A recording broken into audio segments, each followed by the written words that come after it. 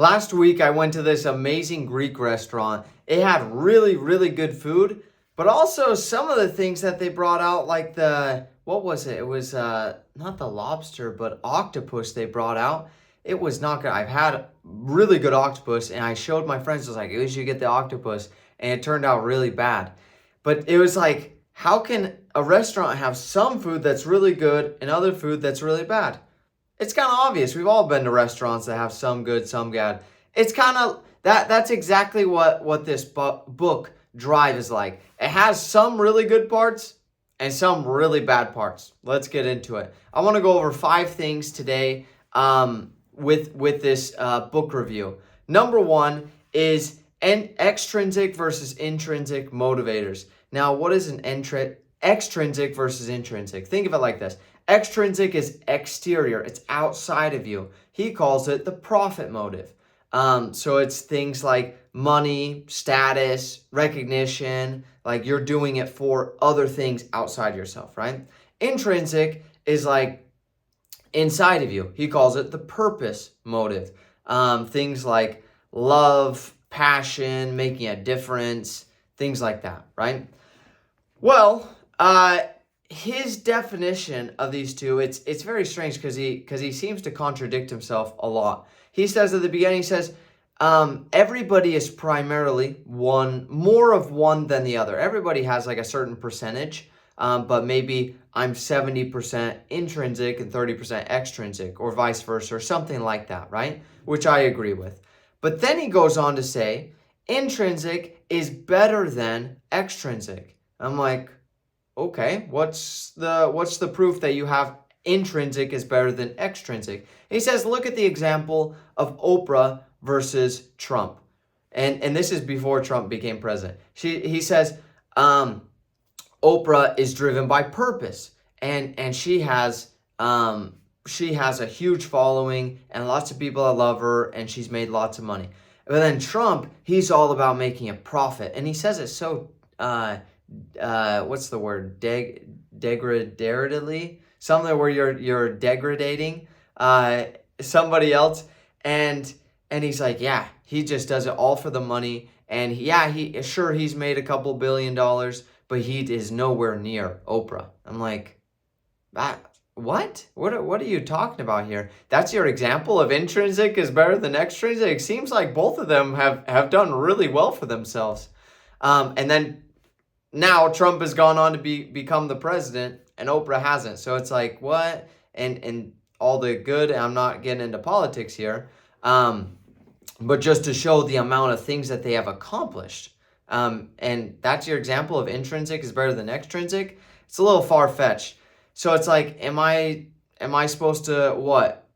You're saying intrinsic is better than extrinsic, but I'm more geared towards one way because I was born that way. Am I supposed to change myself and say, oh, I guess because you said, or guess because it's better, now I'm going to be motivated by intrinsic things more than extrinsic? It's kind of a weird thing that he was talking about, and that's a part of the part that didn't make sense to me, and I think that it's wrong because it's kind of like he sweeps under the rug the past 250 years because he shows it. He says, past 250 years, we've been driven by the profit motive. And sure, it's been able to accomplish some things, but now we're in the age of purpose motive, and now we're really going to shine. And I was like, wait, what? The past 250 years, we've accomplished some things. Are you kidding me? We've literally created railroads and cars and planes and put a man on the moon, and now we're going to Mars. It's like, that's all because of it's the profit motive. And you're saying, oh yeah, that's okay, but we don't need to, that we've only accomplished some things. So I feel like it's one of those philosophies, if we'll take a political philosophy, it's kind of like communism where you say, yeah, sure, capitalism has been able to do some things, but communism will be so much better.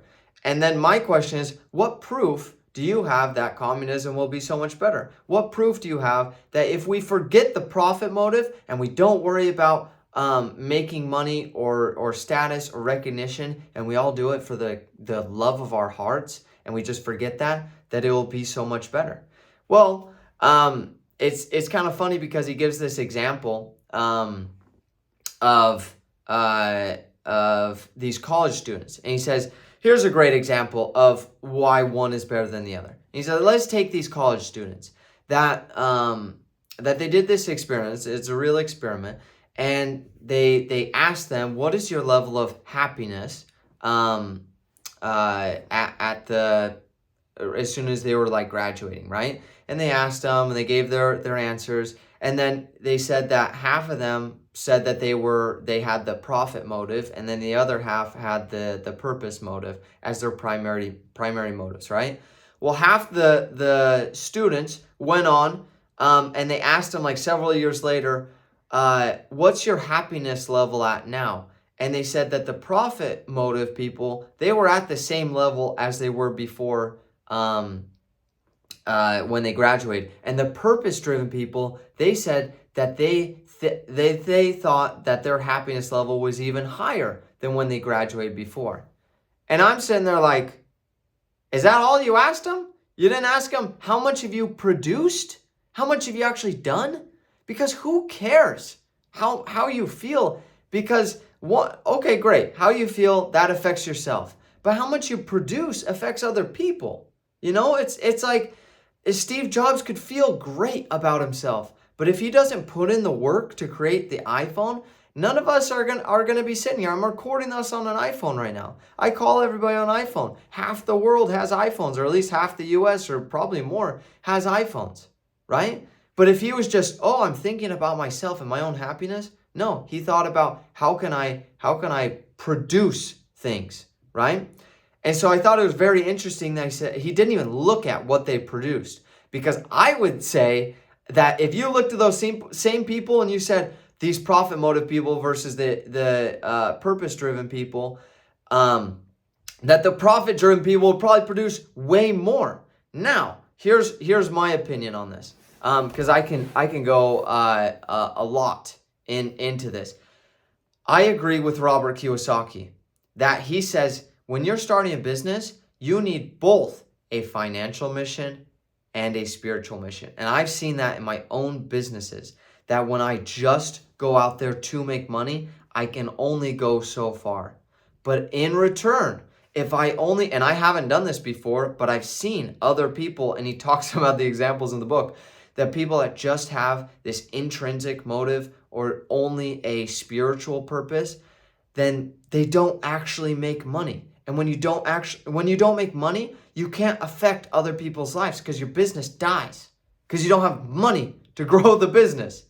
But when you get money, in turn, you're finding out whether people actually want what you have, because they're saying, I'm willing to give my hard-earned money for this thing because I think it's better than the money that I have right now in my pocket, right?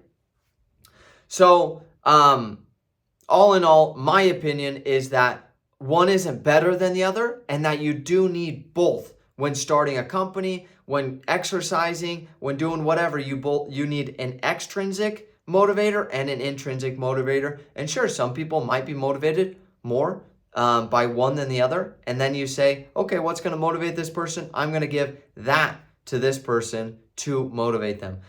Lesson number 2 that I learned is 20% creativity. Now, I really like this principle. This is one of the really good parts of the book, is that he says, he takes this lesson from Google. Essentially, it's you allow your employees 20% of their time to work on whatever creative thing that they want to that will increase the business. And Google has used this. They've gone on to make Google Maps, Gmail, AdSense, where they make tons of money from AdSense. That's their ad platform, like Facebook, Google Drive, and so many more things. Those are like the top things. And it all came from allowing their employees to work on tasks that they thought would increase the business. And it allowed the employees to have that freedom and that creativity time. And I highly recommend doing that with your own company. Takeaway number 3 is, now we're getting into some of the things I disagree with in this book. Number 3 is hiding behind the science. He says, quote, "The purpose of this book is to close the gap between what science knows and what business does." Okay. I'm like, that's a little strange. What are you talking about? Science knows, business does. And we've heard a lot recently, especially between follow the science, follow the science, follow the science. And it's not always science. It's more of opinions. And use that example again of he uses the college student experiment of you can either find purpose or you can he doesn't even talk about producing, but again it's like you're following the science, but you're also not listening. You're also not looking at the past 250 years of science that we have. Here's been the profit motive, and we've created this, all of these things. And you're kind of disregarding all that science for some kind of new imaginary science. Okay, so that's number 3. Number 4 is that he hasn't even taken his own advice on quite a few things. The main, probably one of the biggest examples was that he said every 7 years you should take a 1-year sabbatical. And sabbatical means you don't work at all. He's like, you should go on vacation, you should party, you should go do all these fun things. And I'm like, 1 entire year out of every 7 years? And he goes on to say, he's like, well, I mean, I haven't exactly done this, but I want to get around to doing it myself because it sounds fun. What are you talking about? You can't give advice when you haven't even done it yourself.